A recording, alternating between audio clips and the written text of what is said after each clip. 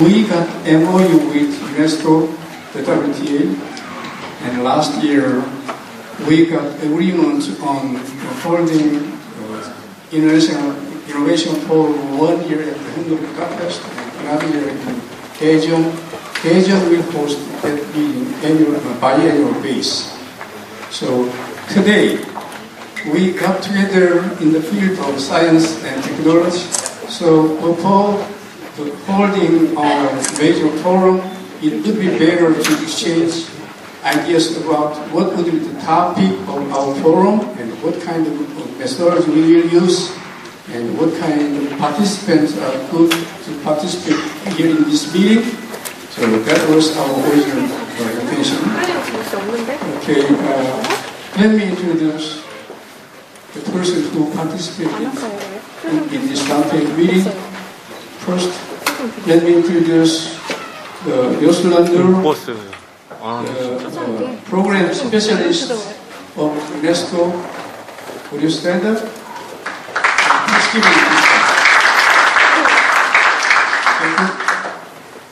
and Professor Daejeon Mo, Secretary General of WTA and Vice President of National University.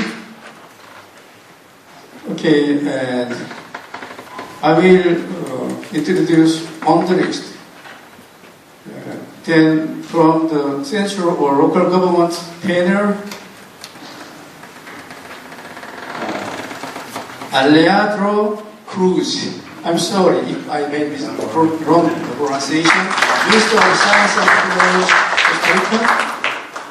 Next is Hari Purwanto, Secretary for Ministry of Research and Technology, Indonesia. John Nugent, former Mayor of Ipswich, Australia.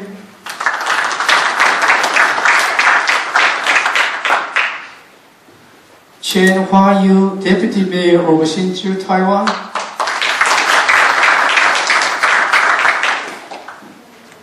Sun Hee Han, the Director of Daejeon Metropolitan City.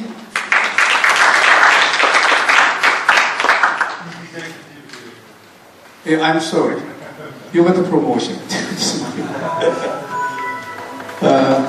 Then Eberhard Becker, former rector of Dortmund University of Technology, Germany. Marta Rosada Falk, President of Antonio Nariño University, Colombia. David Ferguson, he's here? Not yet. Okay, Hyun Tae-kim, President of Hannam University. And also he is my boss. It's your privilege. Won Wook Lee, President of Hanbad National University.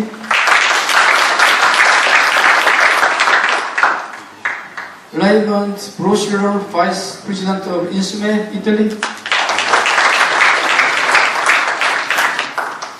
Peter Fulde, Director of Max Planck Postec, Korea.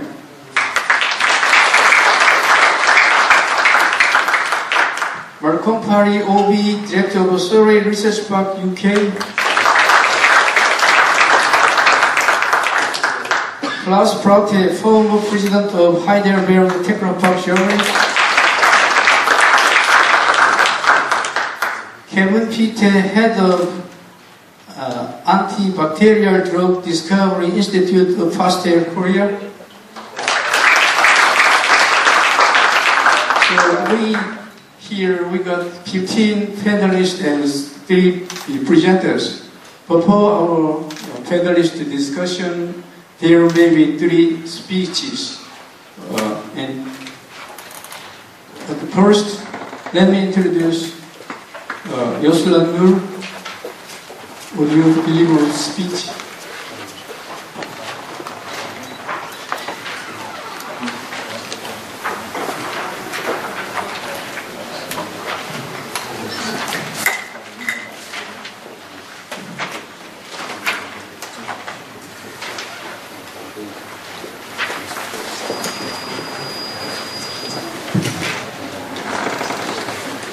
morning, ladies and gentlemen. This morning I would like to talk about relation between promoting culture of innovation initiative UNESCO and Daejeon Global Innovation Forum.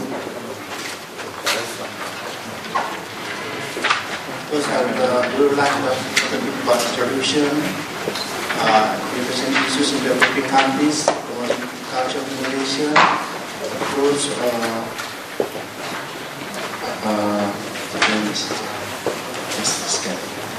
so we all understand that innovation is a critical factor for enhancing economic growth and competitiveness of nation, region, or companies.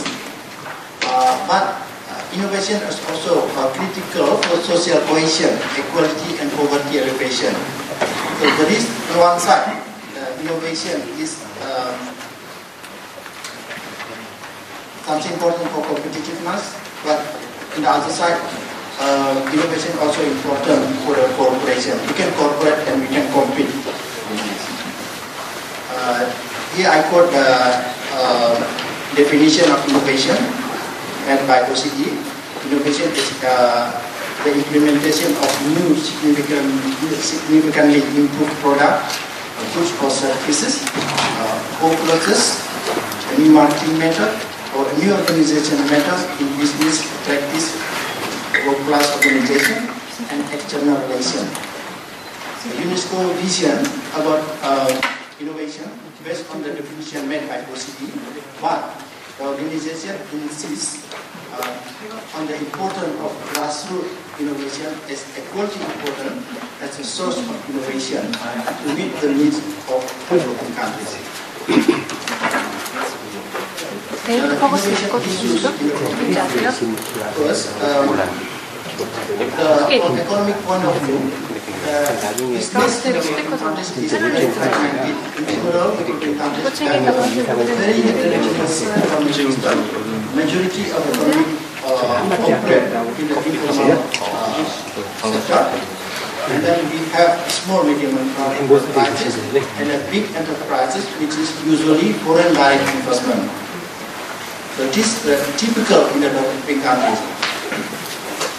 The small medium enterprises usually is an industry which is dependent on the imported technology. All of the machine is imported from developed countries, operate in the developing countries.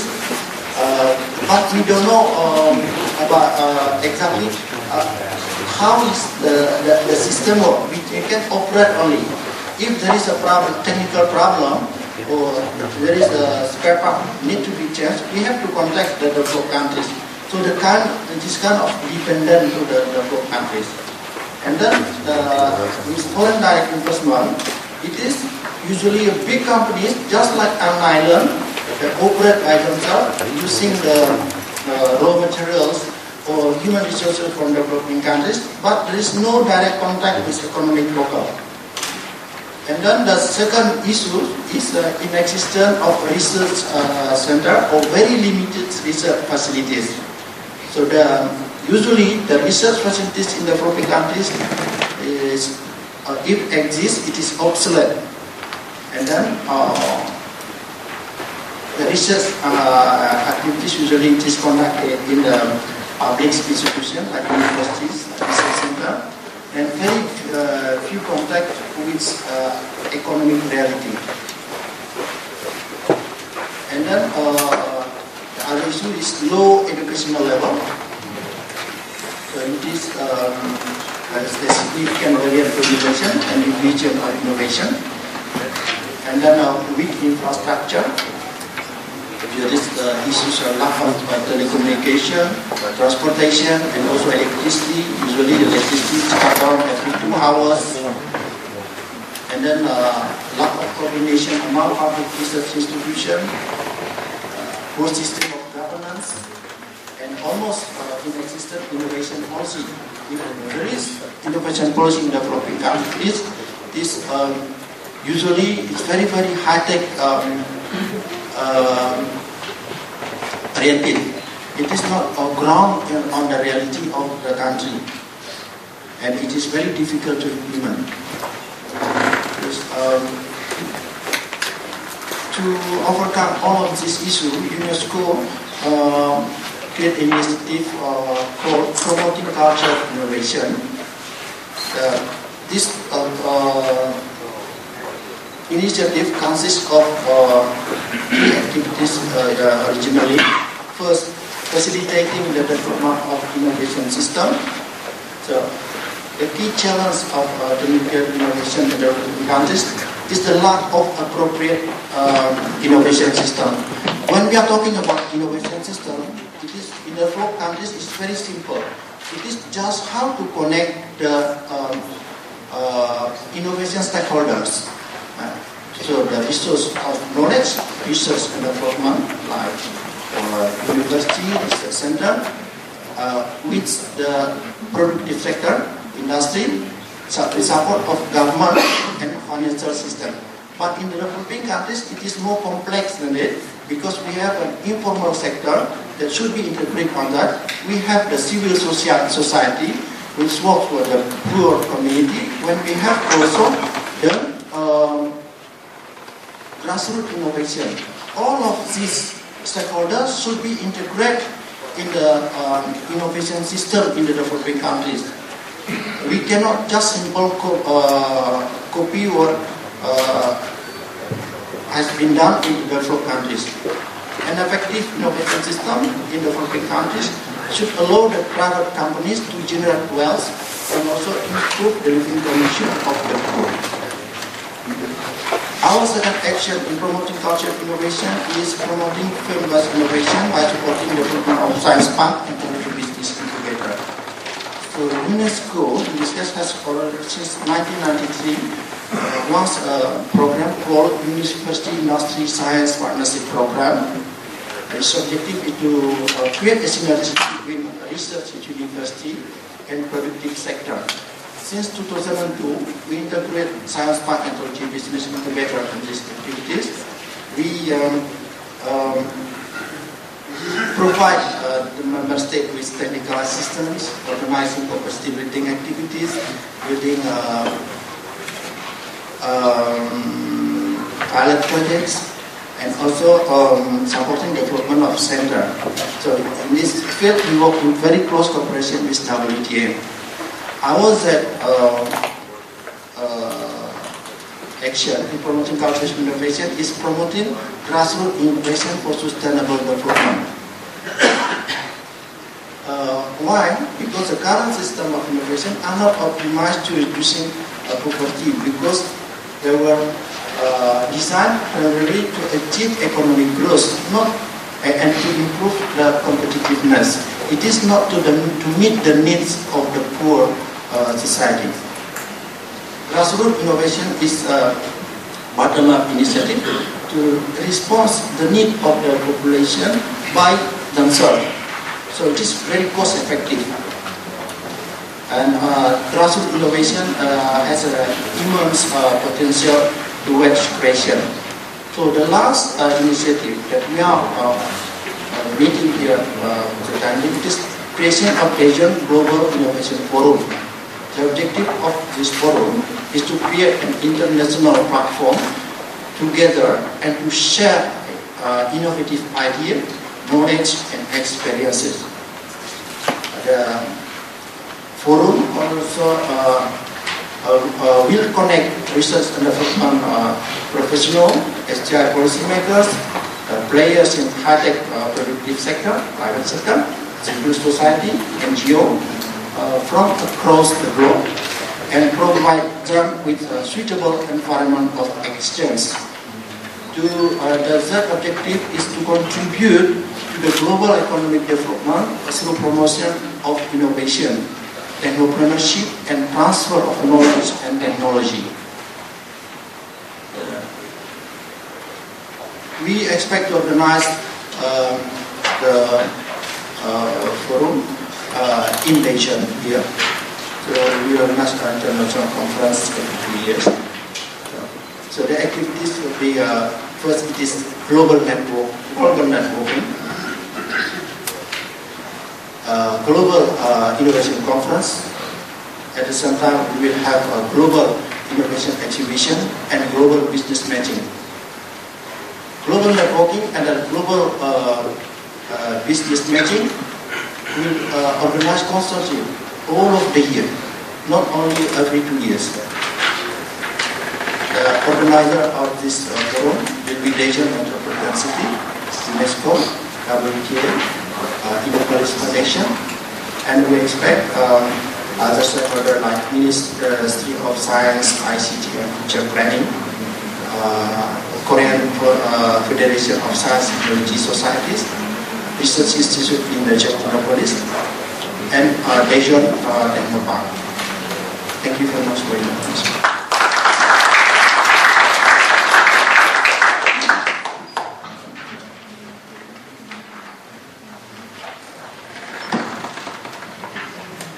Next speaker, Professor Daejeon will lead you to your speech.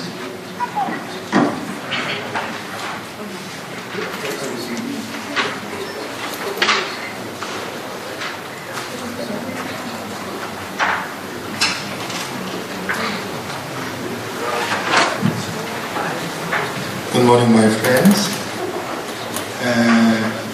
For 3 days, we heard about the innovation, everyday innovation.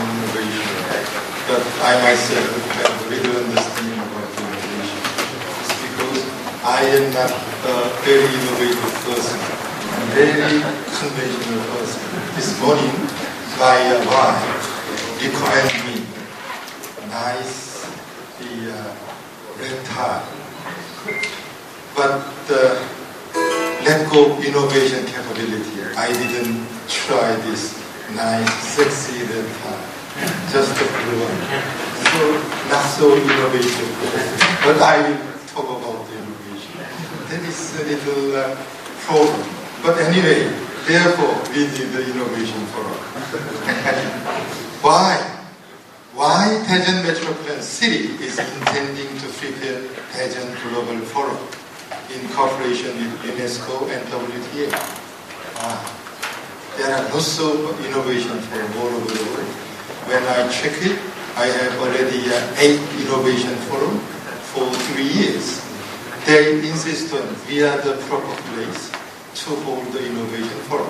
Why Daejeon?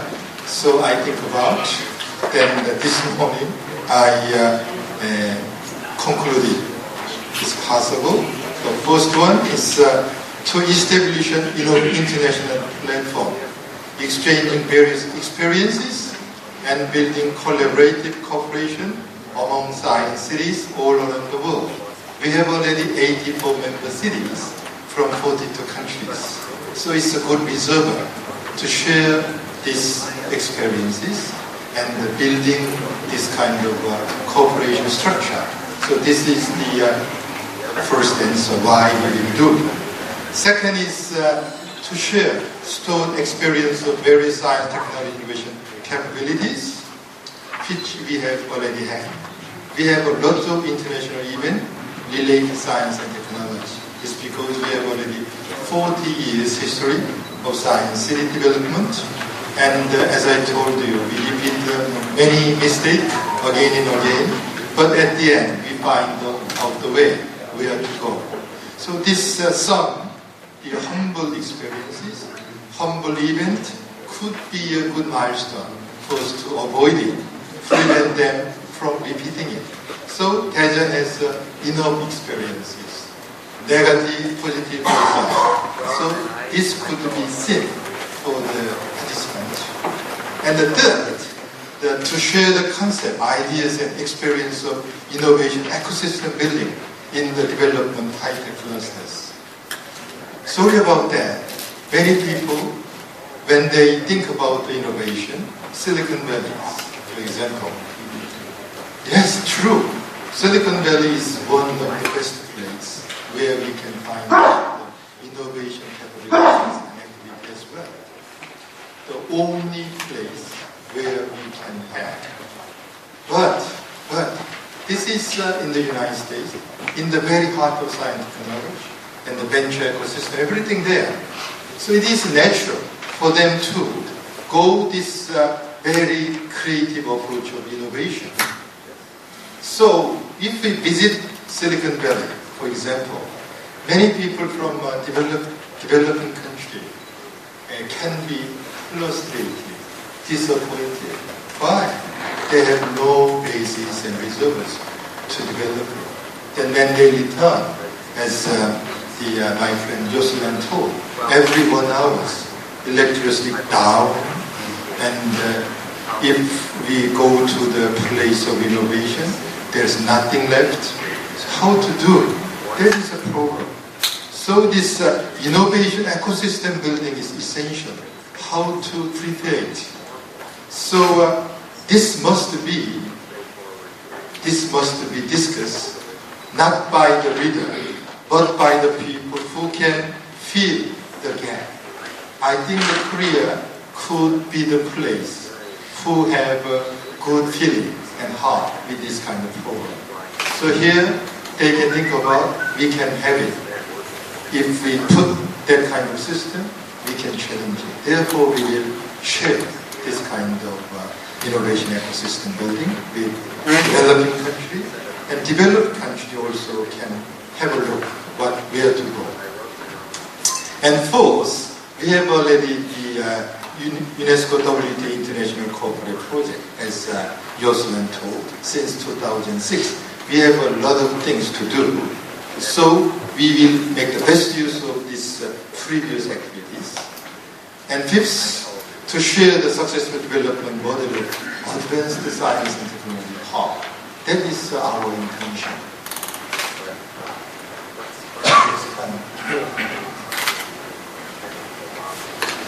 So, this is a concept of our innovation program.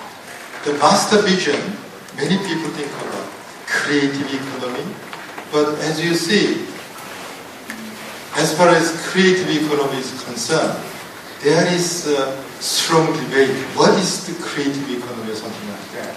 That is too hard. So, with my friends and my colleagues, we have a sincere conclusion. What is the master vision of our forum? So, we conclude open innovation, open to every society and communities, open to every thought. So this open innovation must be the master vision. So about the open innovation, I invite Professor Frederick Phillips to talk about for 10 minutes. Then you can have a clear understanding where to go. Please have a seat. Not finished. Not finished. And then three possible themes. The cooperation. Second is green growth. Third is sustainable development. And then we have 3 goals and keywords. And then we will make the best use of the benefit of formal activities. For example, workshop, which you are involved in. And the second is high-tech fair, nowadays here. And the Mayor's Forum, and the University President Forum, Technical Assistant Project, can be integrated together with this innovation forum. And also the UNESCO has a high panel on science and technology for development. I am the one of these panel members. This can be integrated as well. And who are the target participants? The representative from government, universities, research centers, NGOs, and CEOs, and journalists. Many people can join in. That we can have a very sincere discussion on the open innovation to follow the way how to go. Then we analyze many examples. For example, UNESCO World Science Forum, World Economic Forum, and Bauer Forum for ASEAN, and STS Forum as well. And another 5 innovation-related forum we have already analysis. Then at the end, we can allocate it, we can find out the general future. Interesting is, the aiming is very similar. The first is grow global network. Second is to build global cooperation network for sustainable development, provide a chance to share the culture of innovation, and establish a global networking ecosystem. At the end, there is several keywords: creativity, convergence, sustainability, human capital as a creative class, innovation role, transfer and application, global entrepreneurship, science and technology-based regional innovation. This keyword can be put our topic, and then this is strategy, how to go. But my friend Yuslan has already told about that, so I will skip it. And then that is the things, how to work together. World Science Forum could join us. They can give resourceful advice. And UNESCO high-tech panels, UNESCO WT international training workshops, and IASP, INSME, that kind of organization can join us to have a successful venue of Daejeon Global Innovation Forum. And this is even what we can expect next year. The first one is keynote and special session. As you see, we will prepare 4 to 6 special sessions, at least 4. One for the representative of the government, one from the higher education institution, and one from the research society, one from the NGOs, something like that. Then they can have a keynote and panelists together, like you have already seen.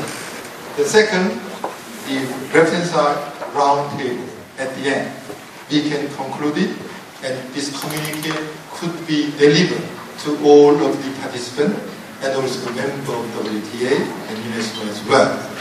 Right-hand side is capacity building, like this the WTA UNESCO capacity building, something like that.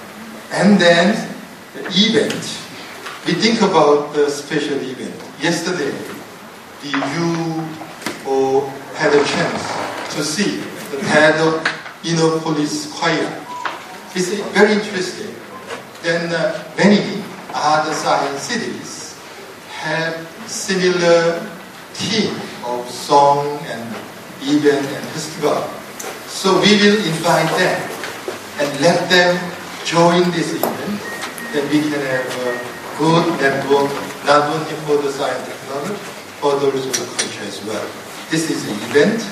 Then one more thing is we will prepare the so-called WTA UNESCO Award of Innovation. Then we will choose some people as a symbolic figure to initiate this innovation. We will give a prize to someone contribute to the development of science and technology in the innovation ecosystem. I think BJ could be one of the candidates. I think it's a big honor for you. But if I join the evaluation committee, I will cut him off. So you can have a chance. So hopefully we can choose somebody, then he can have a good lecture about open innovation. Then many people can join his involvement as well. That is our plan to do next year. Then we will have steering committees, international advisory committees. Then secretary will be supported by the WTA and several subcommittees. Now I will suggest to you, you can join as a member of steering committee or international advisory board. So when we finish it, I will suggest it, which committee you will join in. Then if you give us the application, then we will let you join this committee, then we can go together. Roadmap is, we have already preparing committees and this free forum. Then we will make an organizing committee to prepare it. And next year, similar time, we will have a first Daejeon Global Innovation Forum. So we can be together here in these places. And this Lotte Hotel will be completed up to next year. So you don't need to come from the Yuseong, just distance, you can enjoy this one, coffee everything. So this is a very great force to have Daejeon Global Innovation Forum. Then Value Forum, it lot of effect, but at least, as Yosulan told, it's a building network of innovation stakeholders, including universities, research development institute, government, civil society, inventors, etc. And we will go the way of enhancement of innovation building capacity. The master vision, as I told you, open innovation. So if my friends Philips have a long concept of open innovation, you can debate it. Then we can find out the way. And we have a political and diplomatic effects, and the social cultural effect, science and technology effect, and at the end, we can secure sustainable development technologies in the global context. That's the end. Thank you so much.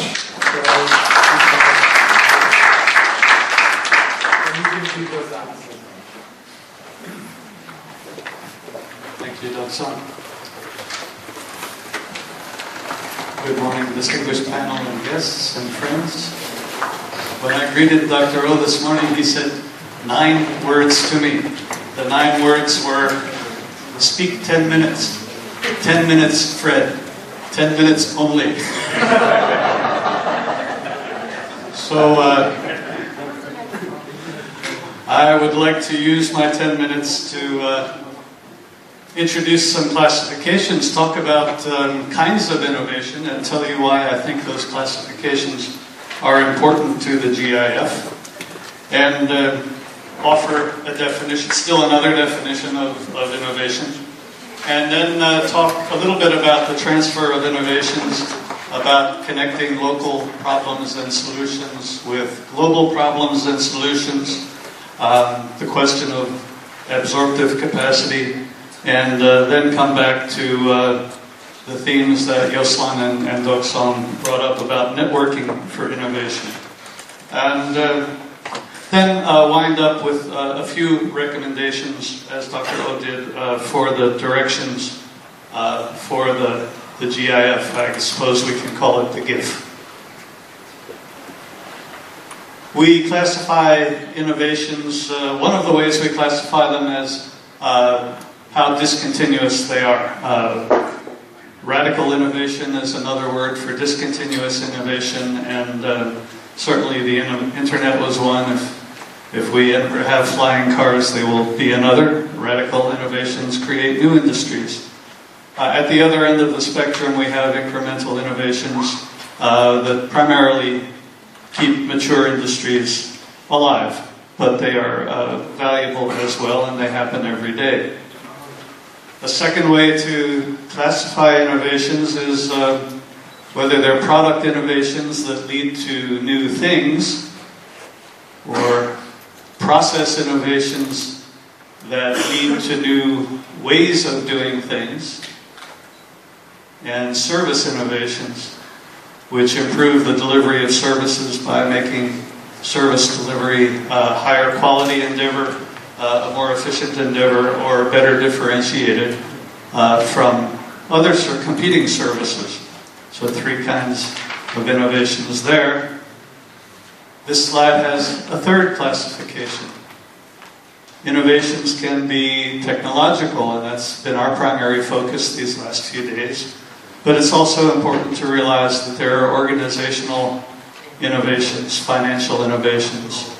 Sometimes we speak of marketing innovations and, heaven help us, financial innovations that have done all of us a great deal of damage over the last several years. And though I won't go into detail, the question of technological innovation is most important for any United Nations connected endeavor, and we have in the classical theory technological leader countries and technology follower countries, and there's a cycle in which technological innovations are transferred between countries, and former follower countries enhance their abilities and become leader countries. All right, then there are some 4 examples of organizational innovation and 2 well-known examples of financial innovation. On the organizational side, one important thing to understand is that there are some organizational structures that are best for large, ongoing, and routine, what they call, strategy theorists call, exploitation activities. And there are completely different organizational types that are best suited for innovation.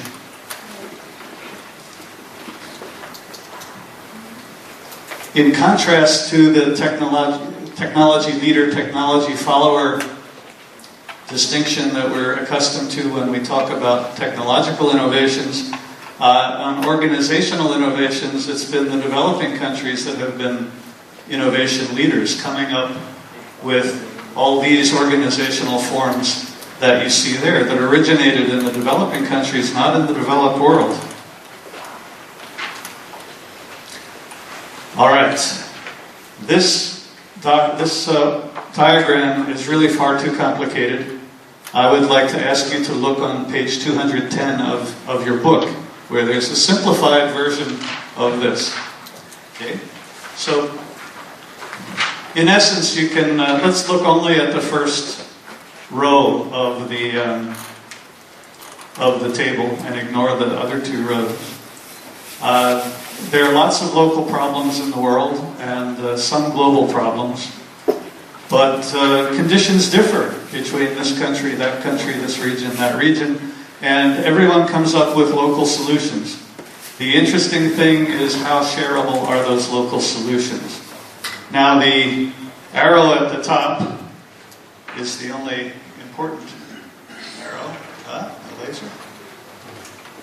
No laser. Okay. And somehow that's missing from the printed version on page 210. You can fill it in. But the idea is that there are many local experiments, and they will, when we network our innovators together, we'll find that an innovative solution in region A can, thank you, solve a problem in region B, and that by aggregating many local solutions, we will come up to, yeah, so you say, this week, yeah, that everybody can see which arrow is the top arrow. So by aggregating local solutions in the manner that was famously put forward by the philosopher Karl Popper, we can make inroads on the global problems that face us. But there's the, excuse me, I want to talk first about absorptive capacity. There is the question of absorptive capacity. When an innovation is transferred from one country to another, does the receiving country have the education, the institutional capability, the other kinds of infrastructure that allow that country to absorb an innovation from elsewhere?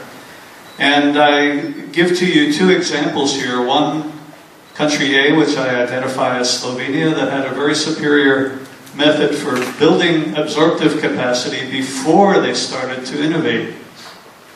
And this process took at least 2 years, many community dialogues for the purposes that you see there. And at the end it was demonstrated that yes, now this country is ready, and now they're out looking for innovations and turning their attention. Okay, country B, I don't want to say the name, did not go through that. It is a post-Soviet country. It went through that, did not go through that process, but jumped directly into handing out grants based on World Bank funding for innovation competition. And the country wasn't ready, and the result was not very good. So absorptive capacity is something that we need to attend to. All right, so we would like to network innovators, as Dr. Nur and Dr. Olu said, network among countries and regions to share local solutions.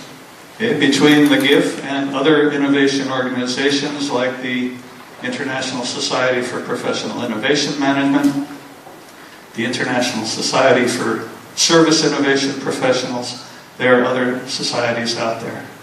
Okay? And then networking among the actors that were represented by the sessions yesterday, the collaborators, the facilitators, the precursors, and the clusters between national and regional innovation systems, and for setting and reaching some ambitious goals. And I use as an example choosing a region or a country and trying to make electricity available for everyone in that country. As most of you know, I've lived most of my life in Austin, Texas, and I think that we can put forth Austin as a success story here. We have experienced since the 1980s radical innovation in the launch of Dell and Whole Foods, organizational innovation through the Microelectronics and Computer Consortium, one of the Western U.S. first successful technology incubators, the IC Square Institute. We have had service innovation. The example here is our friend Cunningham. And technological innovation, and one example is the first powder-based 3D printer. All right, so we now turn our attention to technology assessment, as well as the assessment, measurement, and evaluation of financial innovations and organizational innovations.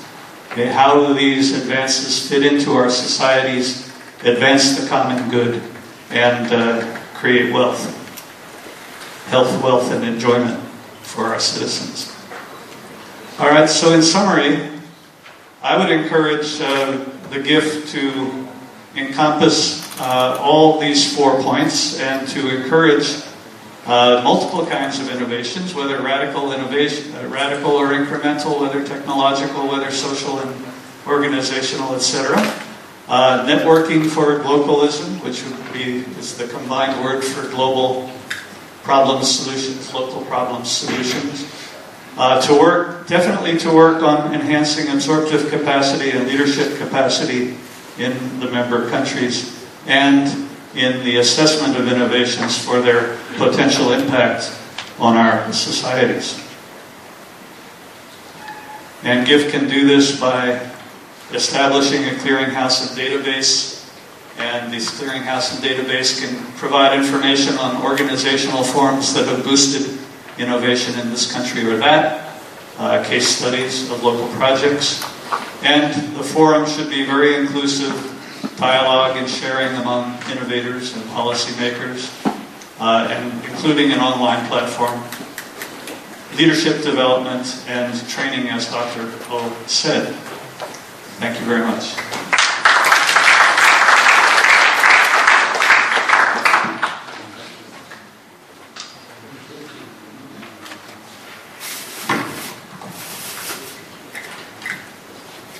Okay, we got 3 persons' speech this morning, and let me summarize in brief what was said by the 3 persons. First, Yoshulaner showed us what kind of situation developing countries has.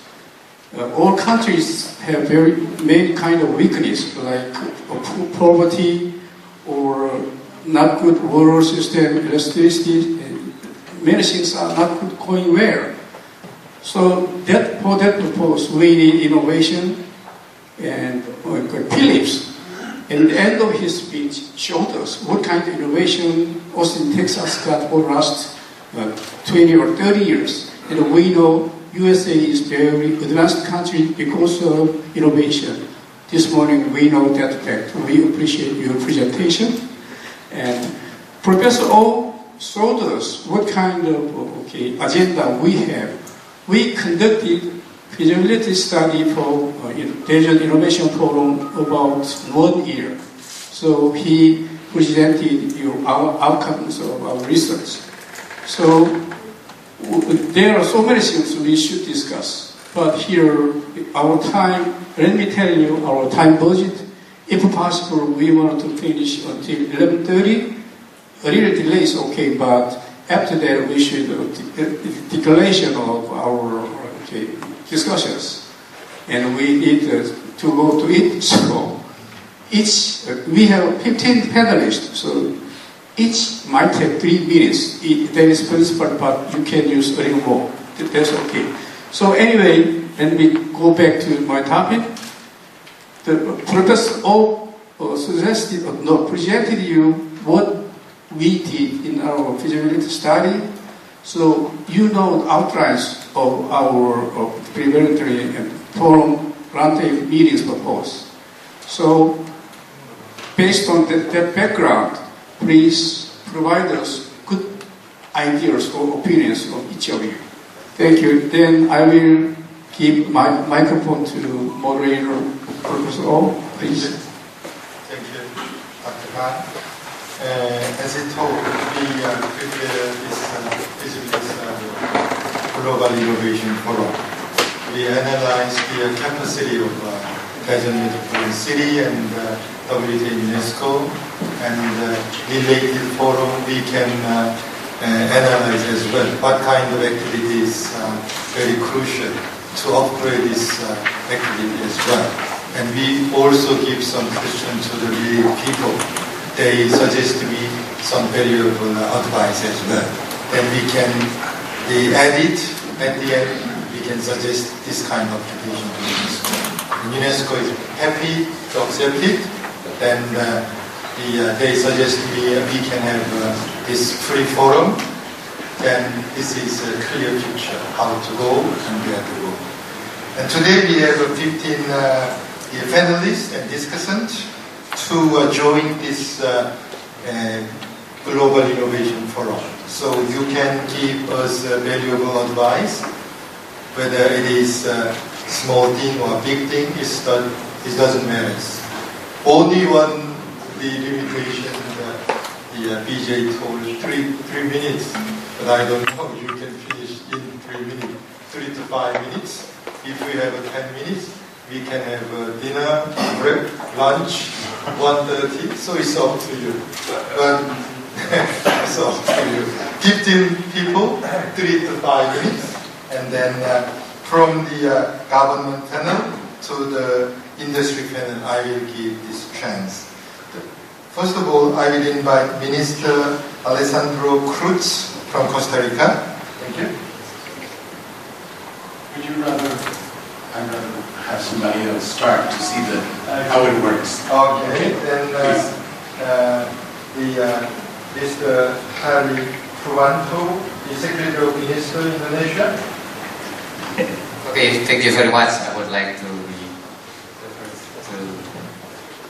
give some support for the establishment of Global Innovation Forum. If we have an experience of each country, they have their own problem locally, and we have a unique challenge in how to combat with our shortage. And we have already created the open innovation, which is the word of the world to solve our problem. This is what we would like to suggest. Actually, the forum should also involve the industries. So we can interact together with the industry who play the economic reality. They are the institution and the industry, small, medium enterprise or big one. They need the technology that relevance to the market. And the government, as the government, is to facilitate intermediate and to make regulation, is to accelerate and expanding. This is also include how to build awareness, recruitment and capacity building, especially in the regional provincial. So what we need to have is actually each country has their own position uniquely, and they have their own priority in the innovation environment. And so the segment of each country has their own union. I think the Global Innovation Forum has to be like partnership between the members, and we are supporting this forum as the forum of the doors of a free home country to build open innovation, would spread and prevail in the global world. I thank you very much. Thank you.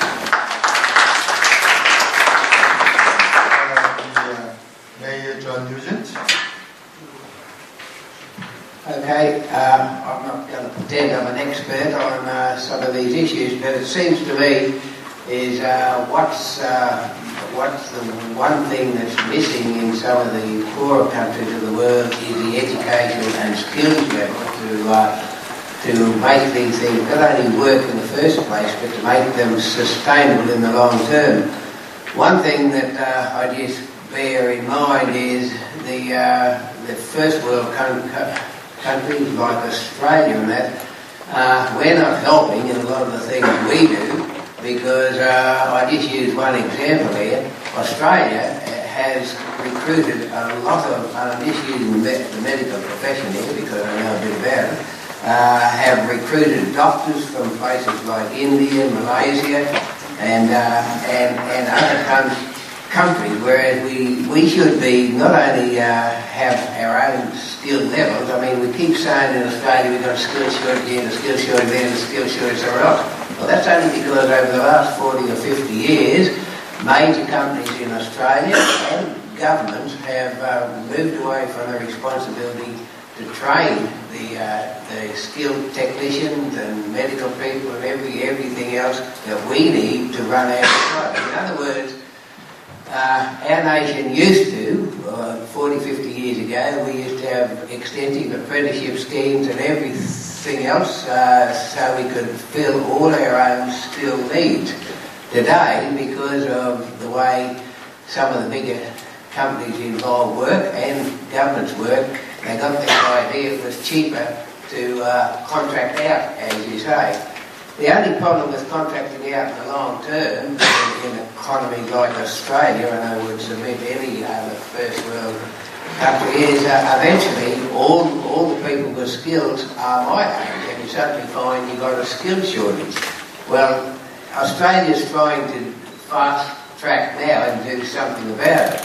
But I would suggest that all the first world countries should, as a first measure towards helping countries which are struggling with education, have enough educational facilities to train people, we should make it our policy that our skill set we can produce ourselves, so we're not attracting people from other countries where their trade is really needed, to bring them up to a level that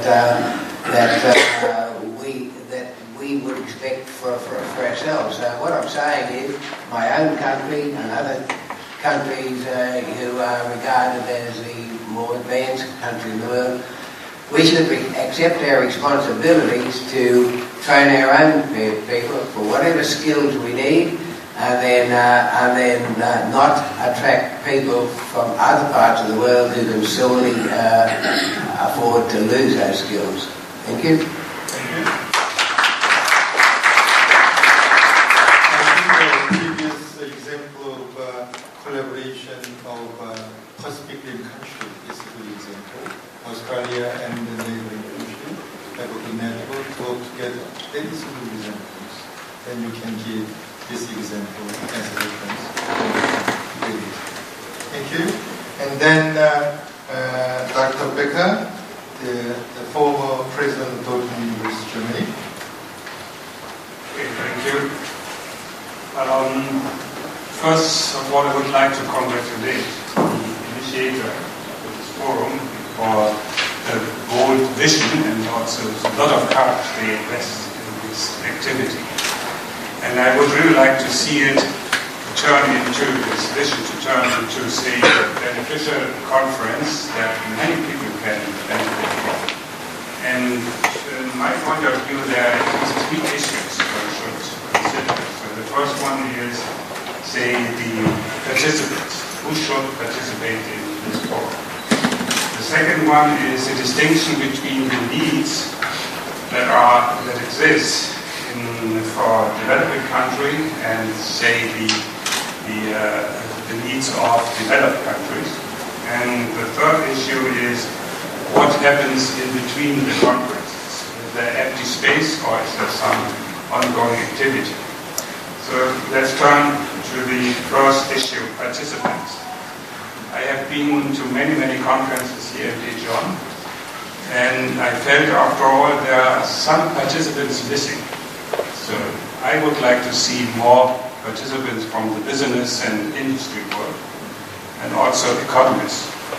So there seems to be a slight bias here that we have a lot of academics and other people, but maybe the real actors, the business people, are missing. So I would like to see them included. The second issue is the distinction between the needs of the developed world and the developing countries. And again, many of the talks here, they are based on experience in the developed world. And sometimes it's hard, the question of transferability is really a hot issue. And so Yoslanur said there's a big emphasis on the need of the developing countries, and I guess one should give more thought to what is really needed in the developing world. And then the third issue is really, I do not want to see the empty space between the conferences. I have seen so many conferences and they run into, say, dead status after a while, because people come for 2 days and then they rush back and then nothing happens. So I guess what really has to be worked out is a kind of continuous flow of activities that really links the fora every second year, and then maybe the conference every second year is a kind of, say, peak in the activities and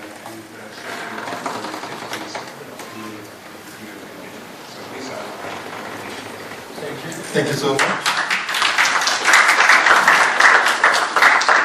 Participation of the industrial people is always the critical issues.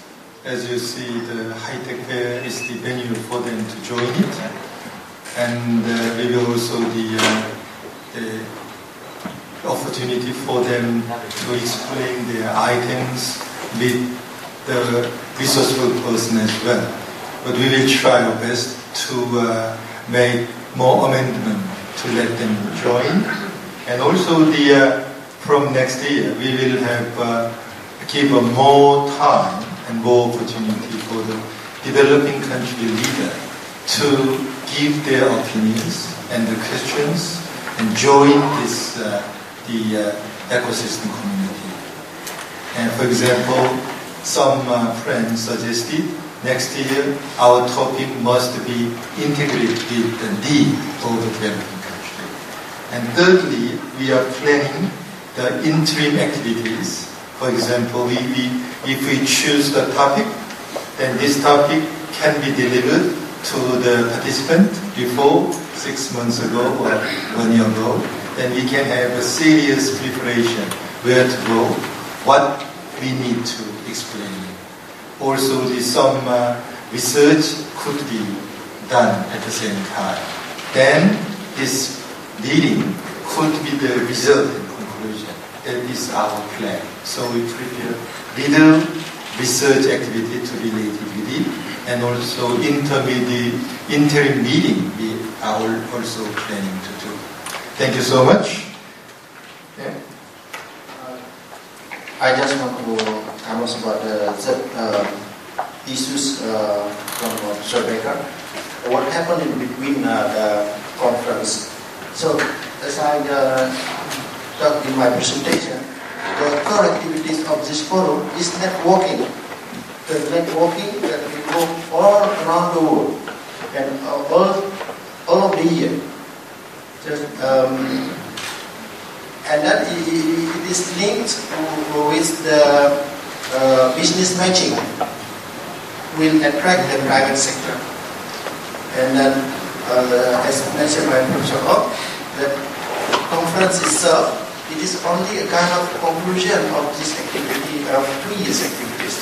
It is not In the contrary, we have 2 years, every 2 years conference and monthly conference. But it is a kind of competition for university. And also we are preparing some activities to link together with it. Why don't you explain your presentation tomorrow, today, this by the internet research? Yes, thank you, Dr. O. At WTA, we've been accumulating a database of Technopolis efforts around the world, mostly from news stories. And I find these stories, I feed them to my intern. Hassan, raise your hand. Okay, she's nearby. In any case, the database is one activity that I'll describe this afternoon, and the second is, as many of you remember if you were here last year, Trudy Shifter, who is the CEO of the Zurich company Tallyfox, set up an online collaboration platform for us.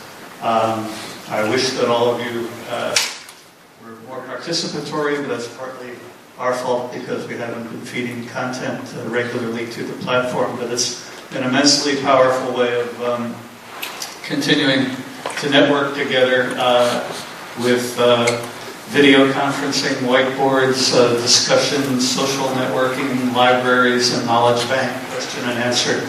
And this is an ideal platform for this GIF effort as well. So my presentation this afternoon will be about how the Technopolis efforts and the science parks and incubators can use these capabilities to barter, basically, to get what you need, find out who else on the network or outside the network has what you need and can swap to satisfy your need with their needs and win-win with minimal expenditure of cash, which I know will be a very important consideration for almost all our members.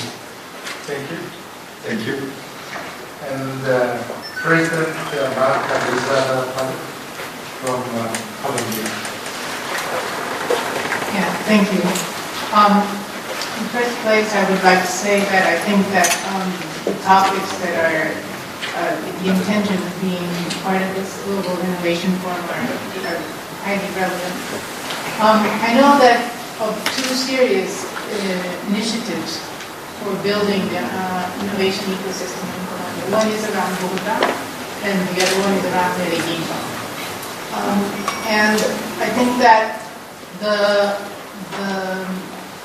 real taking advantage of these international experiences and sharing collaboration regarding that is fundamental, is crucial. In fact, this is the way that we've been trying to build it up. Like I was explaining yesterday, we went around the world trying to figure out which were some of the best practices which could be applied there. And so we took a bit from San Diego. Currently, we're actually working with IC Squared for the regional PTO office for the Bogota region. And so this is certainly extremely helpful to not have to, redo everything just from scratch. And then there's a few other issues that maybe can be inserted into some of the international cooperative projects that were mentioned, so that could be an outcome of these forums.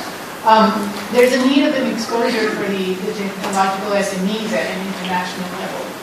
This is in part because there's a difference in the capacity or technological level of local industry and the research output and really what is being produced at the SME level. So that's something that is a wide gap at present in Colombia and has to be, find a way out. And the second thing is really this capacity building in general related to innovation or to innovation settings, let's say.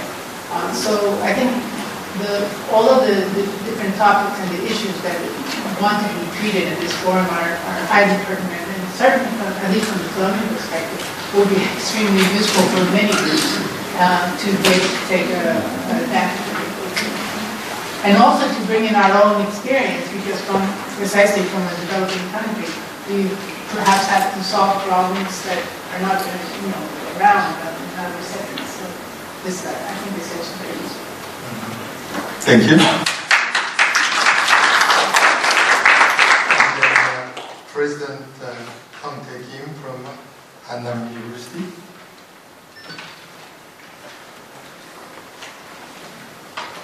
I would like to begin today by thanking WTA, the organizers of the Daejeon Global Innovation Forum, for giving me this chance to speak about this event, which is set to begin the honest next year. As I am sure everyone here is aware, Daejeon is considered the mecca of science and technology in Korea. Where once nothing but empty fields could be found 40 years ago, our leaders made the decision to create a national science hub. And it was this decision that helped turn Daejeon into the science and technology success story that it is today.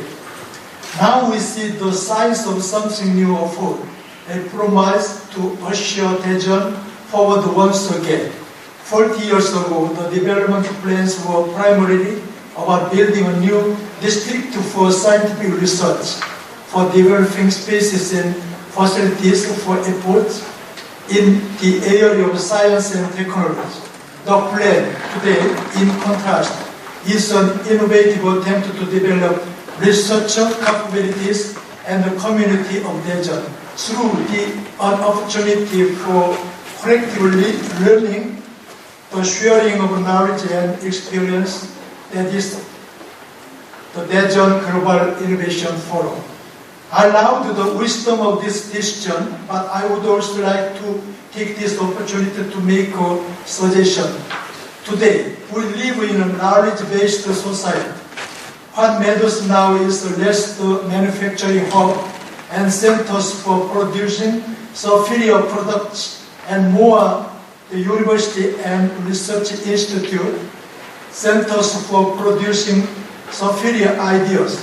Today, voices all across society are calling for a new type of university, one that centers on entrepreneurship and collaboration with the industry.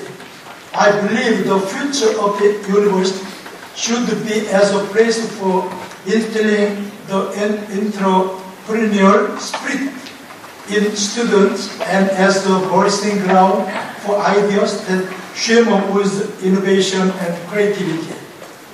This demand is felt especially actually by institutions like Hannam University that are deeply involved in industry, academia, research, collaboration.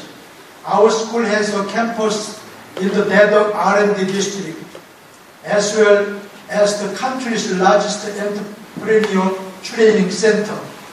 We have strived to become leaders in enterprise, a place that answers the calls from the new administration in Seoul, a creation economy, offering focused education in the kind of entrepreneurship that underpins such an economy. In short, a place for taking flight on the twin wings employment and job creation. More specifically, we have been developing programs that favor entrepreneurs and specialists in entrepreneurial education, all while striving to build a suitable ecosystem with an academic system that is conducive to entrepreneurship. For example, right now, Hannam University students are enrolled in a convergence entrepreneurship major curriculum and taking courses in entrepreneurship and other Korean universities that have exchange program with us. One particularly important example is a program in which Hannam University is collaborating with the city of Daejeon and the small and medium business administration to support the student entrepreneurship as a designated private enterprise leadership institution operating along the lines of military school. For this program, the SMBS Korea Institute of Startup and Entrepreneurship Development is providing 15 billion won over 5 years, with the city of Daejeon contributing 1.65 billion won and Hannam University providing 850 million won to support people, including Hannam students, in starting new businesses. Another project involves building a campus within an industrial complex in order to promote and develop workplace-centered education and ongoing industry-academia collaboration. This is a 3-year project that is receiving 3 billion won in support from the Ministry of Education. Its aim is to forge a new model of industry-academia convergence for the creation economy, linking education with R&D and employment through creative collaboration and convergence laboratory programs on campus. Of course, university-centered industry collaboration program alone are not enough to train people to meet industry demands and increase employment performances. The current program followed from the realization that a new paradigm shift is needed in industry-academia collaboration, one that leads to the creation of entirely new industries by forming an environment of spatial convergence between universities and businesses and encouraging technology transfer. If given the opportunity, I promise that Hannam University will do everything it can to participate in this centered effort by industry, academia, researchers, and the government and contribute to innovation in creativity and openness. I would like to finish by wishing all the best to all of you who are gathered here today for the future of humankind and community of Daejeon. Thank you.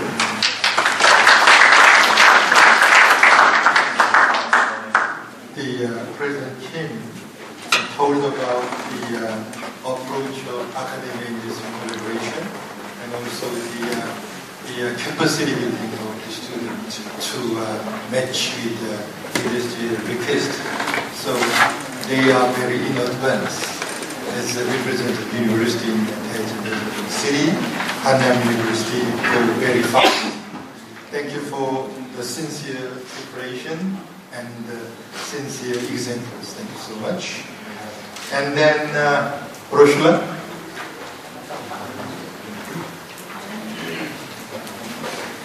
Thanks. I have several points around me. What I would love to see is I would like to have maybe the European Commission being represented here. We are just starting in Europe to have a new research program, which is very successful. We have an evolution of the framework programs in Europe. We had the framework program 7, very successful with private-public partnerships that have really shown an impact. Now we are starting in 2014 the Horizon 2020 program, which is split into the research. Research has different categories with a specific focus on SMEs. It would be good to exchange, because we are here on a global forum, to exchange on the different, not only to present the programs, because this is boring, but what is good is to see the impact analysis of it. The European Commission is every program they have, they make a deep impact analysis on the framework programs. And this study is important. And afterwards they implement the lessons learned within the next framework program. And this should be shown and discussed.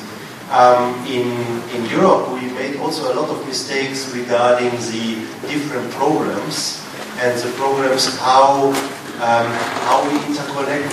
There was always a fight between DG Enterprise and DG Research. Everyone was doing the own policy. These guys were not talking to each other. Sometimes I was presenting to the European Commission what the European Commission is doing. and that is something that is a disaster. Yeah?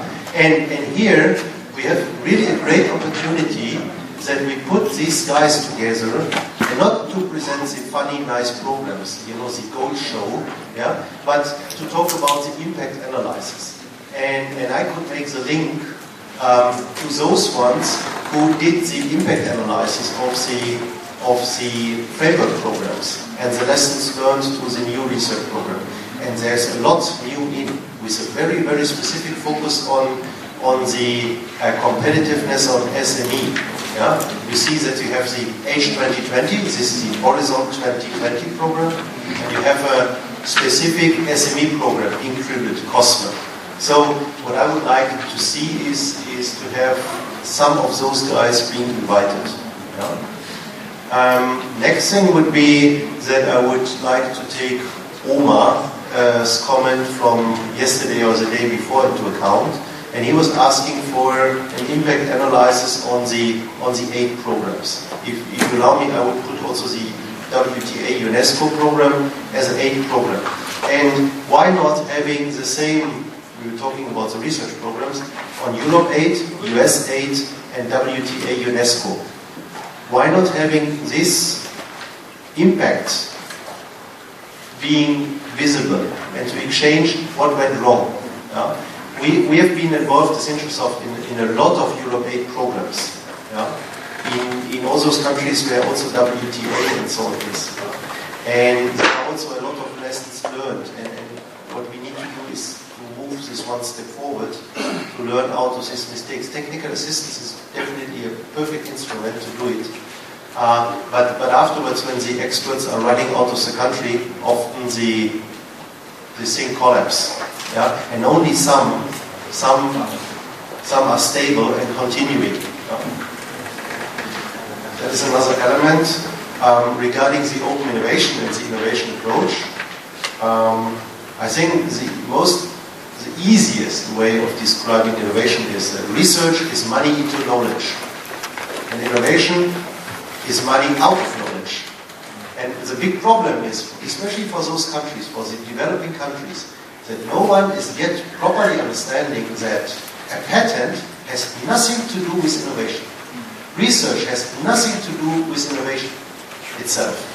Only if we understand that research is a cost, that a patent is an additional cost on the research, and only if we exploit and making the money out of the research, then we innovate. And what does it mean for grassroots innovation? Yeah? We need to address the market failure. The European Commission designed a network for technology transfer, B2B collaboration, and research collaboration. Yeah? We had 3 different networks before, in different units in the European Commission. Yeah? They were not working together. It was a disaster. What happened? The SMEs, they tried to find someone they could talk to, and there was no one entity. Yeah? They were thinking, okay, can you help me with funding? But maybe funding is not the right approach. So in Korea, you have an Enterprise Europe network in Korea. I was missing these guys showing the services there. It's a connection where Korea is connected already to the worldwide technology transfer. The United States is in there, 53 countries. Yeah? This is the best practice of doing B2B collaboration, B2R, meaning business to research, and so on. These players should be at the event because they have shown to be a best practice since more than 15 years of doing technology transfer, research collaboration, and so on. So it would be good to have them in the boat. Whenever we create a new platform, we confuse the SMEs more. Whenever we create a new platform for doing something, yeah, it's nothing against the new platform you created with WTA, but we need streamlining. Yeah? Streamlining is really an exercise that we have to do within such a conference. And for the people to be invited, I would also recommend to have the different associations that are taking care of the industry. Maybe better than having a Microsoft here would be someone who is taking care for an industrial sector. So VDMA, VDI, VDE, these guys, they are collecting the interest of the industry and speak without speaking just for one company. That may help. And different associations are taking care for the needs of the SMEs, like INSME is doing, but there are other ones like URADA taking care for the regional development agencies. Thank you. Thank you. Give more the beneficial experience after this meeting. It's very good for us to go the successful setting of GIN. Thank you so much. Welcome. Thank you, and congratulations for advancing this initiative. Innovation is one of those processes in all its forms that can be applied to international, national, regional and local activities, and we know that governments fund the process by grants, investments and incentives like R&D credits. And obviously we know that business executes the process. As governments fund this, there's a choice of what to pay for.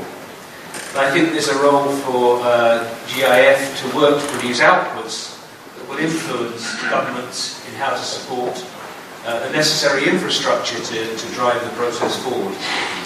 Based on geography-based issues, and then, as Herb Roppler has said, to measure the impact. Thank you. Thank you. Thank you so much. First of all, I'm convinced that the forum will be very successful. Congratulations to the idea to do that. We have heard that there are many kinds of innovation, and there are very different levels of innovation.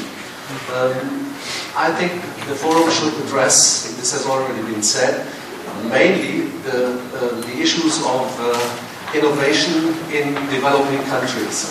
We often have a lot of conferences about innovation, but it's mainly discuss the innovation to increase the competitiveness in developed countries, how to make it better, more industrial related, and I think this is the main issue.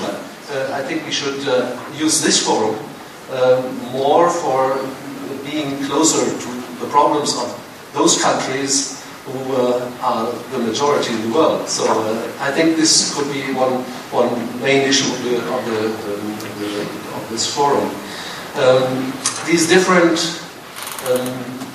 meanings of innovation, in my personal view, have one base. And this base is to see what everybody sees, but to think what no one has thought before.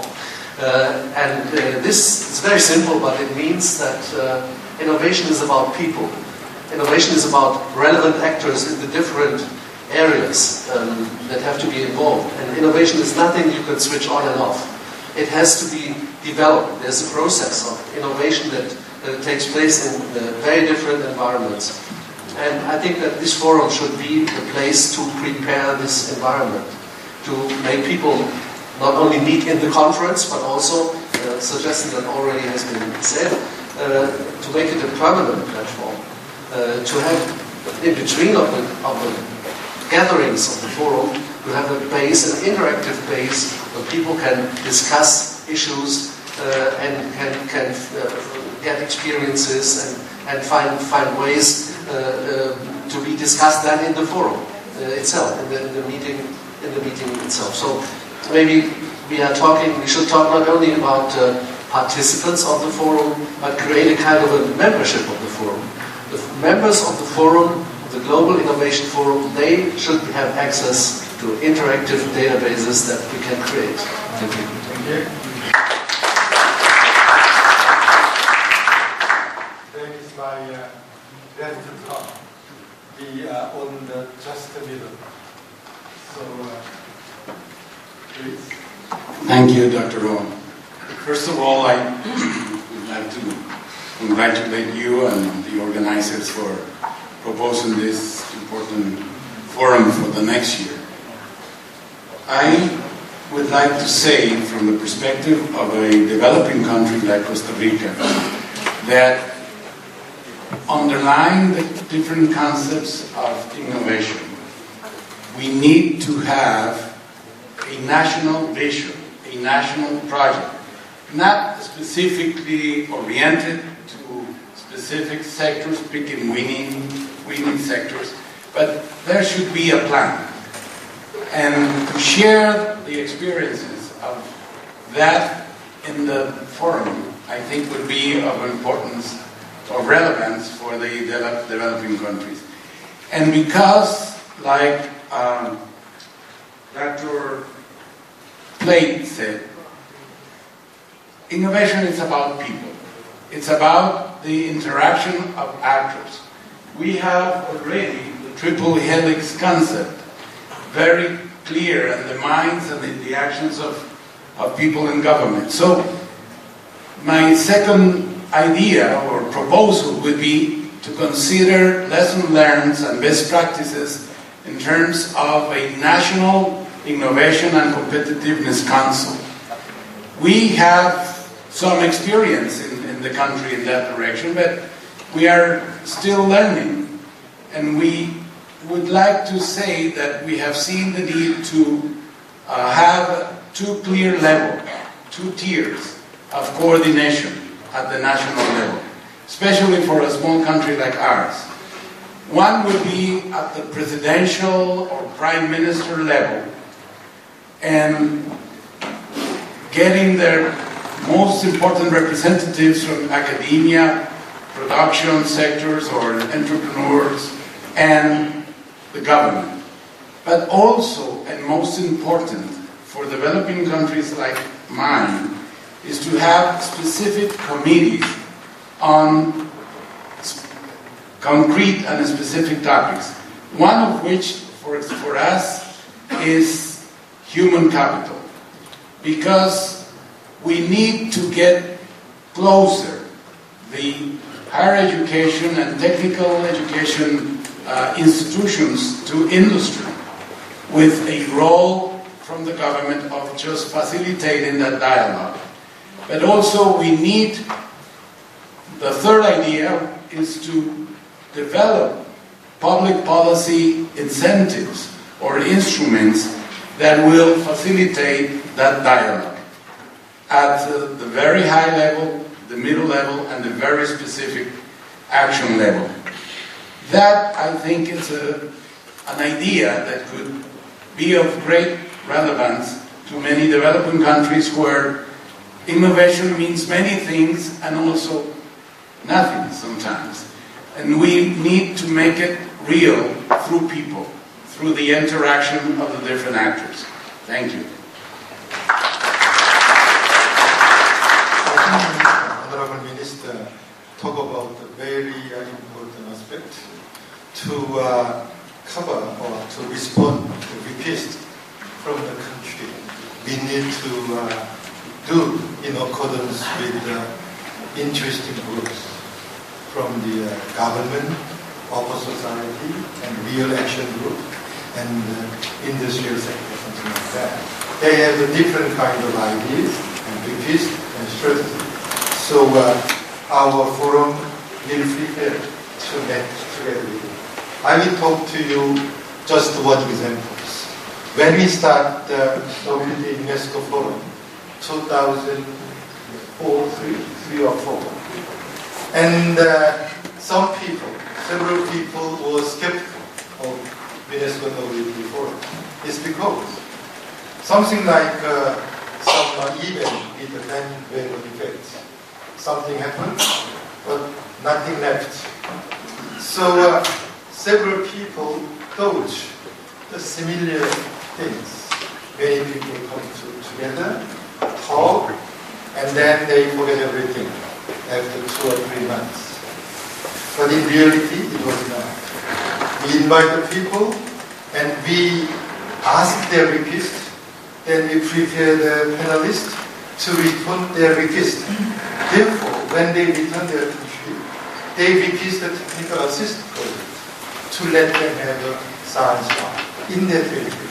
We have already done 11 projects. All of them have participated in this workshop. And at the end, they have a very serious contact and discussion with our panelists. And when they return, they invite us to give the technical assistant, and to keep the activities done by together. That is very crucial. That is our strength or advantage. So this global forum could go the similar way. Many people were confused. Innovation is here, there, only the conclusion is so complicated. But we correct the real strategy and reduce demand. And then, for example, Costa Rica government will request the consultancy on the innovation policy in the level of regional and national innovation system.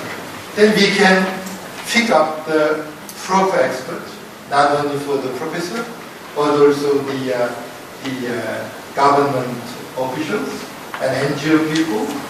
Then we can send them.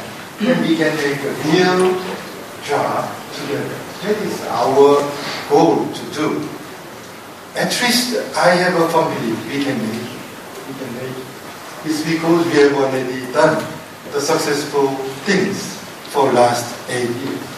And also my friend, Dr. Nur, is responsible for this job. He has a lot of requests from developing countries to share these experiences. So this GIL could be a result to support these wishes. So you can keep in touch with us to me, then we can go very successfully. Thank you. Thank you for the resource school advice. Then Vice Mayor from Shinju. Sorry about that. Shinju, perfect there. 谢谢主持人哦。我想对于推动的策略跟方式的部分，我想这边有很多的先进啊，我就不特别的表示意见。但是对于我们新竹的经验，也可以借着机会跟各位做一个分享。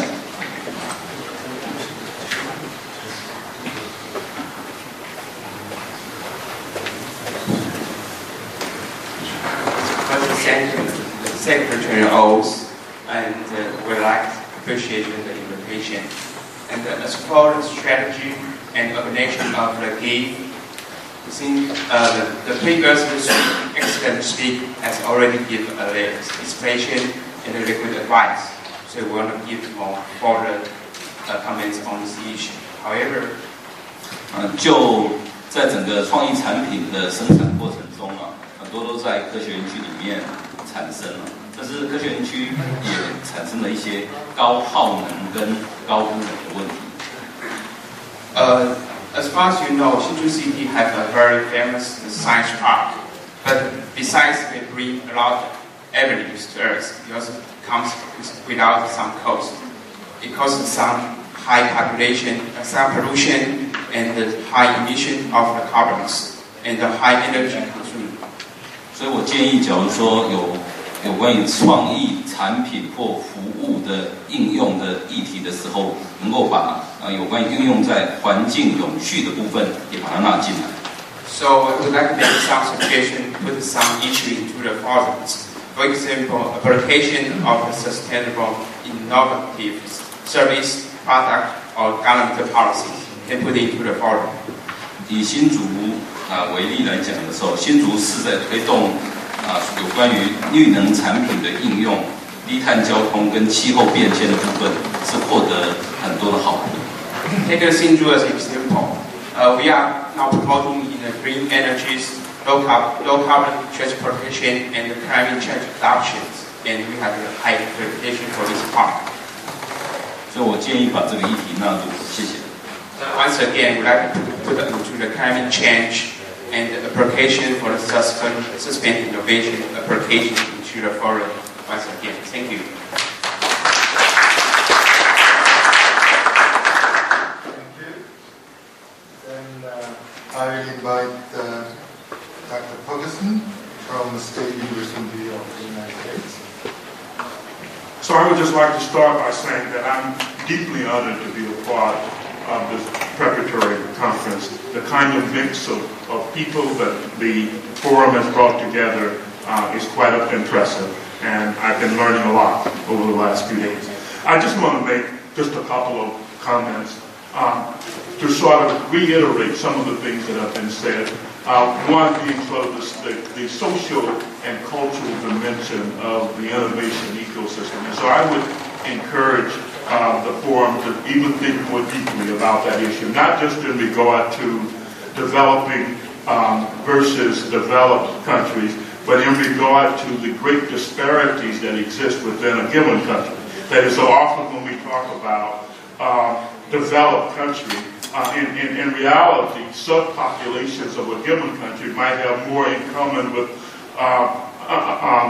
developing countries than they do with developed countries. So I want to sort of highlight that aspect. Another aspect that I want to highlight is the scholarship dimension of our activities, and I know that that's a direction in which people are headed, because they're talking about best practices and databases and ways of documenting what is being done, this sort of evidence-based approach. And so I would certainly like to encourage the organizers for the forum to think even more strategically about that issue in terms of pulling upon the various communities, academic communities. There are a number of programs on technology and policy at places like Carnegie Mellon, MIT, but in the U.S., Stanford, Stony Brook, more recently entered that game, the Delft University of Technology in the Netherlands. So that's part of that academic community on technology and policy. I also would like to suggest industry studies. There are a number of people in industry that are looking very carefully at various practices. That's another community.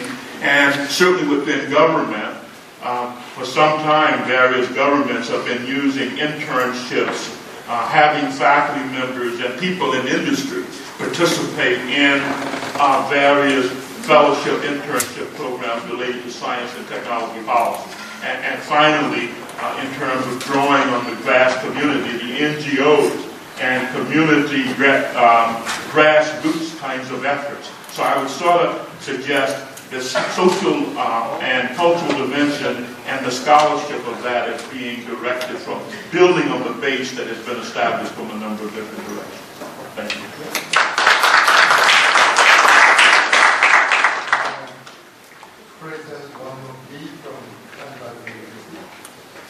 Hello everyone. I am Won Young Lee, president of Hanban National University. War is located in this area. Firstly, I would like to extend my thanks to the organizing committee of this forum for the joining these meetings. Anyways, the innovation in Korean universities is very important issue for Korean society, like as many developed countries.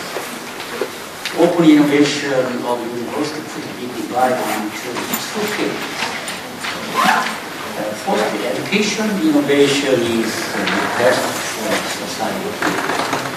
Those are to portray the creative manpower for the future and to train the teaching skill and pedagogy for increasing the education quality.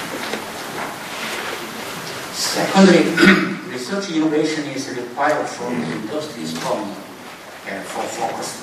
focus on the application of new technology. So, at this moment, the evaluation system of professors based on published paper shifted to based on the archives of education and applied technology achievements.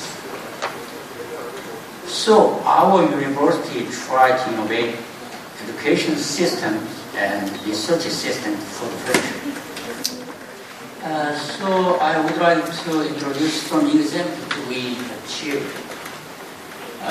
Assessment and evaluation systems of professors was brought into our university, which is annual salary depends on their archives of education and research activities. And 3 years ago, we innovated the education structure. In undergraduate school of our university, there were integrated departments from 31 departments to the 21 department, about reduced more than 30 to combine the similar departments and enhance the comprehensive graduate support. And also we further intensified the cooperation with industries. It was established University Foundation of Industry and University Cooperation and many supporting centers, which is affiliated in the foundation, is operating for supporting the industry as well as R&D. And also we were established the technology holding company and TLO by the foundation.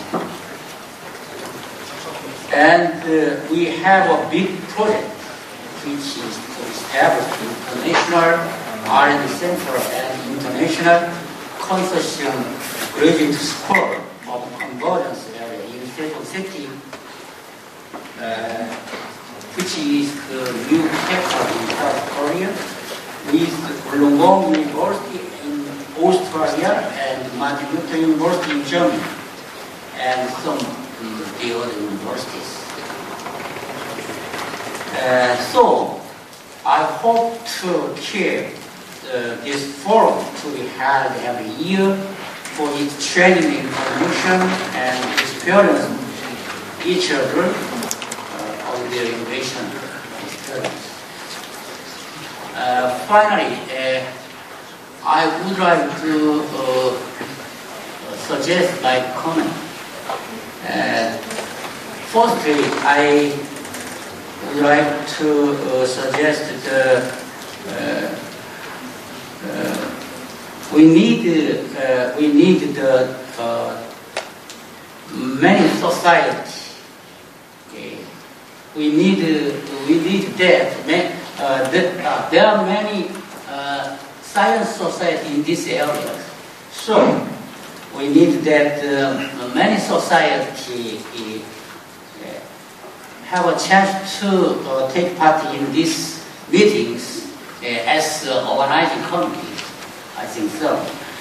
And also, I think at this time, I think it should be discussed about how to get the budget for the operation of this meeting. So, yeah.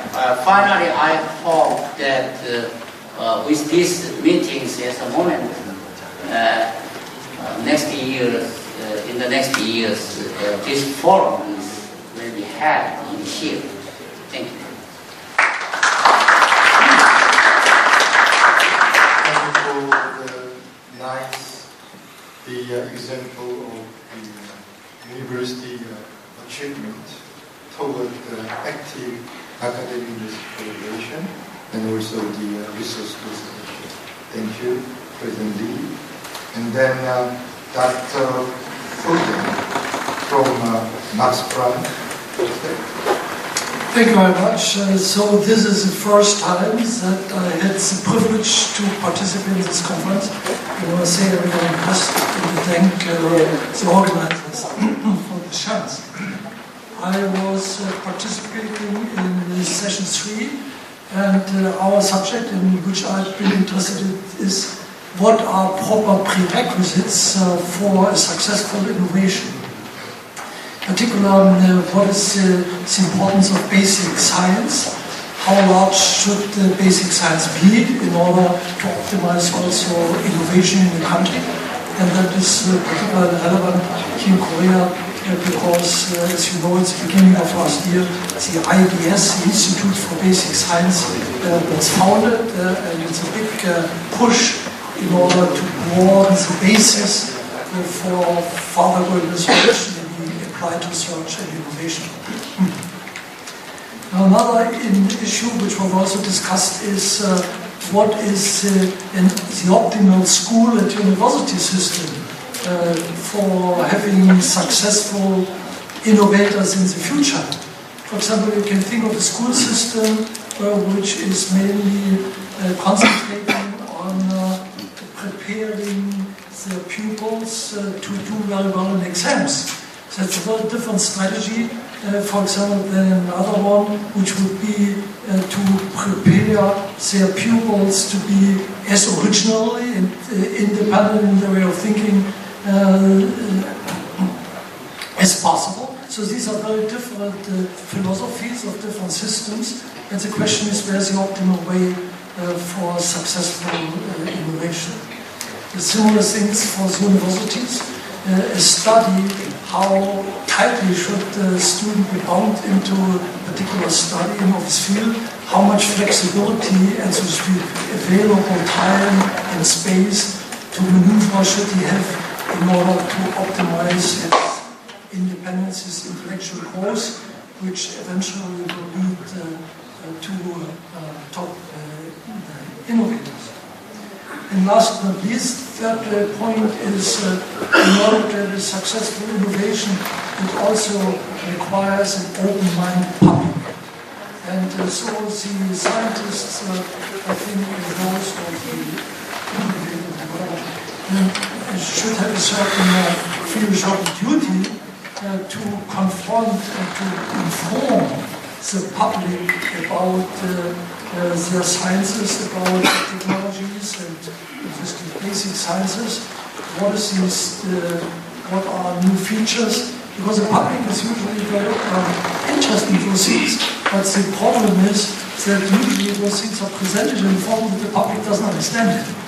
So what is needed then is really a strong effort to make the public understand what the issues are in technological issues and also basic science issues in the country.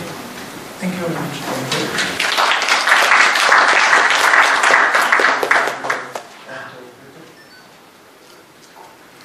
Thank you, Professor. I think many things have been said already. I would like to come back to one more on the capacity building and to networking opportunities. So I think that finding the right balance between academia and industry is really very important. It is my field, and it is most likely in any field. And an outcome of the GRF, could be to get academia to understand better the need of industry, and to get at the same time industry to understand, better what academia is doing and can provide to them. And this way, getting these two work together, you can really create an innovation ecosystem which is very healthy. And that's all I have to say. Thank you. Thank you. Lastly, I will invite Executive Director Sun Han. He is responsible for science and technology and software regulatory and future creative economic projects in Daejeon City. Please, Director Han.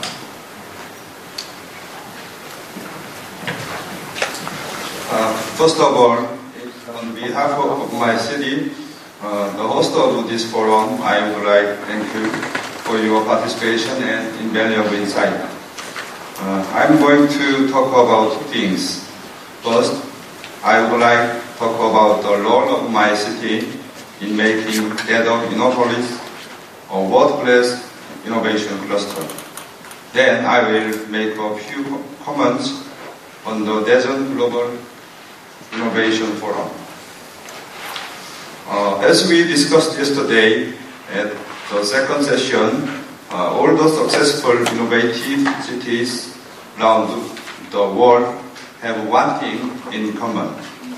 That is, all the key players of innovation in the city, such as universities, academia, and research institutes, share the same goal and build a network together. With this network, these cities lead nations' R&D development.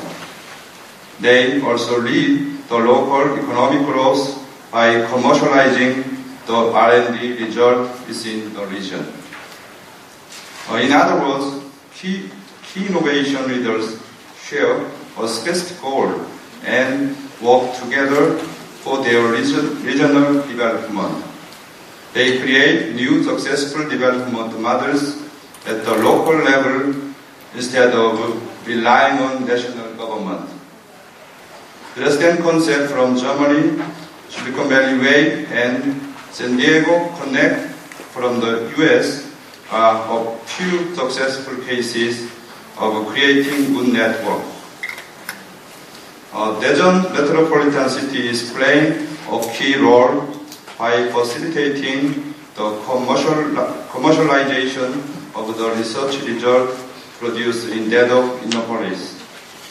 We support the establishment of a network to foster the collaboration among innovation leaders, so they can create a creative economy ecosystem that encourages and supports students and researchers with creative ideas to start a new business.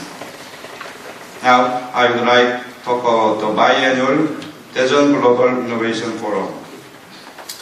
This will be organized by UNESCO and Daejeon Metropolitan City from next year.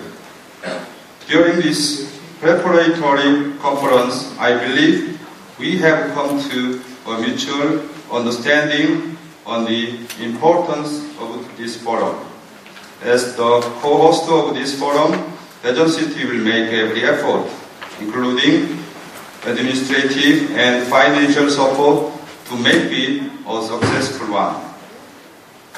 I appreciated your suggestions and recommendations. Lastly, I hope you enjoy your stay in Daejeon and return home with any good memories. Thank you.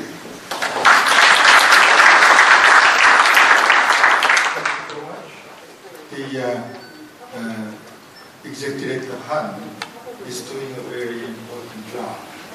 As a representative of the Metropolitan City, he stands between the Daejeon universities and research institutes and also the NGO in the city. So I think he has a strong and serious headache to deal with different kinds of opinions and activities. But he's doing very well, not only for this global forum thing, but also other new projects. So I will suggest that we can to support his activities following the innovation.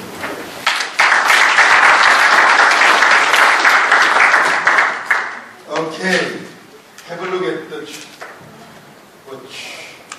Oh, it's great. I am the champion of the moderator, but we have one thing to finish. We prepared a communique for the preparatory conference for the Global Innovation Forum. So I will show you, then read it through. Then there is last job for you to do, sign it. If you disagree, you don't need to sign it. But you need to pay me back. All lunch and everything. Okay? You can have a look at this communique. And just one friend I will invite in the floor, Professor Narishimalu. He will talk something about our innovation. I didn't mean to talk. I just gave you input. One of the inputs I wanted to say was, I am a fellow of ISPIM. I am a fellow of ISPIM, the International Society for Professional Innovation Management, one of the 5 fellows worldwide. I'm happy to recommend to them that they should participate in the FRED as well. So, support, ISPIM support should be coming your way any minute now. Number one. Number two, I thought Yoslan mentioned to me, Anil Gupta from National Innovation Foundation in India, is in IIM Ahmedabad, is doing amazing work for what you call bottom-of-the-pyramid innovations, where people who are encountering problems are creating solutions. I thought you would be a great participant in the Innovation Forum. And lastly, I think what's very important, while we can learn a lot from people who are representing developed countries, there have been extremely successful stories in developing countries. It will be nice if you can get representatives of developing countries to learn from the experiences of the other developing countries. For example, I wrote a case study recently about a guy called Daejeon Industries. He created sanitary napkins at a fraction of the price in India. And this guy, instead of trying to become a billionaire, which he could have easily become a billionaire, he said his mission was to create 1 million jobs for rural Indian women. It's a very different thinking. So I thought these were some examples that should be woven into the GIF. That's all. I'm sorry, I didn't mean to take the floor, but I want to give you input. Thank you.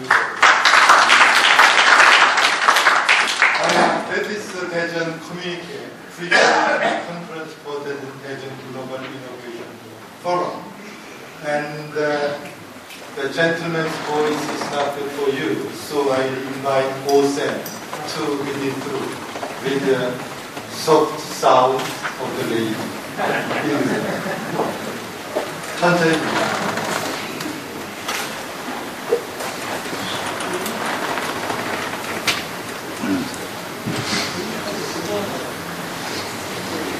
This is a communique for Preparatory Conference for Daejeon Global Innovation Forum.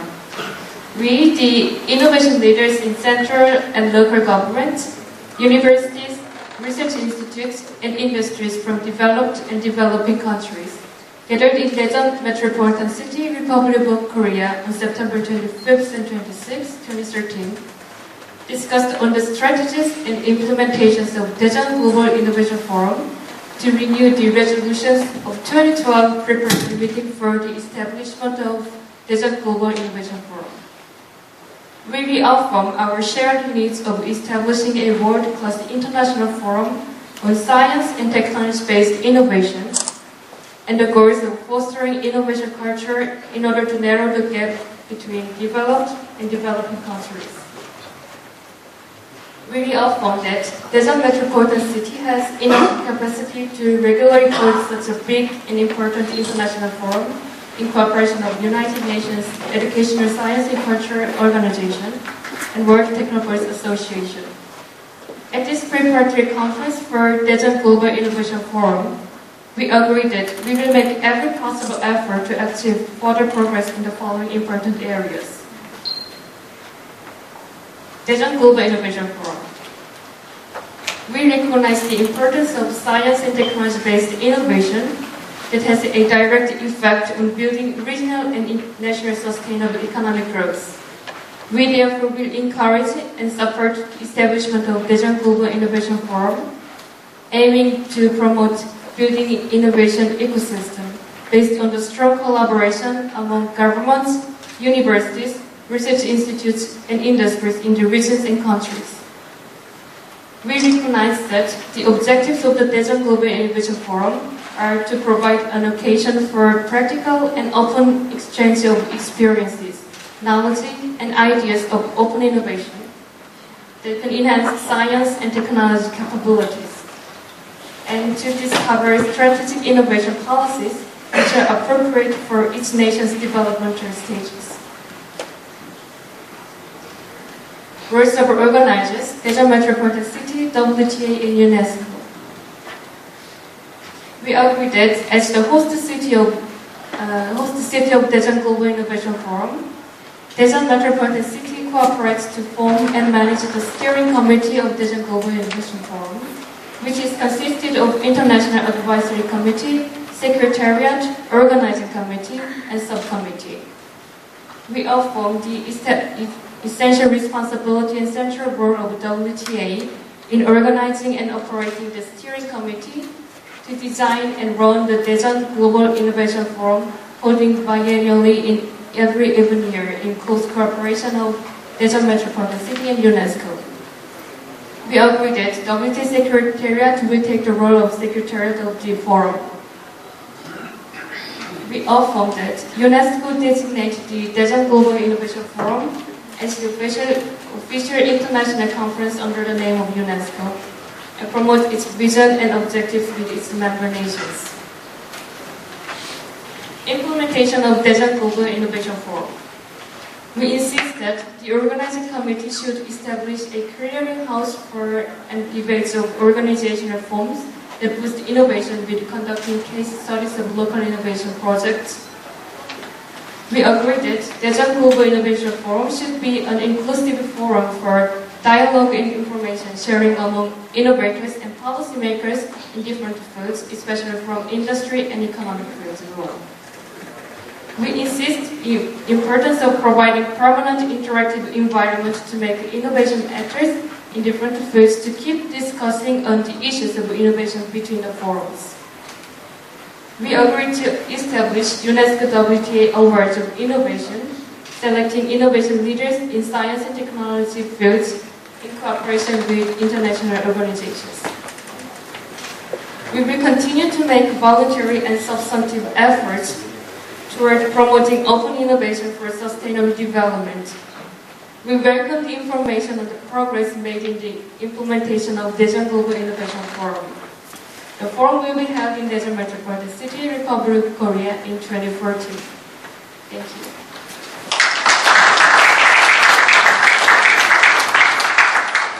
Looks good, sounds good, and also you realize this is real English. My English is so-called Konglish, not the real English. One more weekend for the nice. Just 2 points. One is all of us agree that we will make every possible effort to achieve further progress in the following important areas. We have already read it through. At the end, we will continue to make voluntary sustained effort toward promoting open innovation for sustainable development. We welcome the information of the progress made in the implementation of Daejeon Global Innovation Forum. The forum will be held in Daejeon Metropolitan City, Republic of Korea in 2014, presumably September, but it will be reported 25th to 26th. World Science Forum in Rio, Brazil, then we can make the last conclusion. How to go.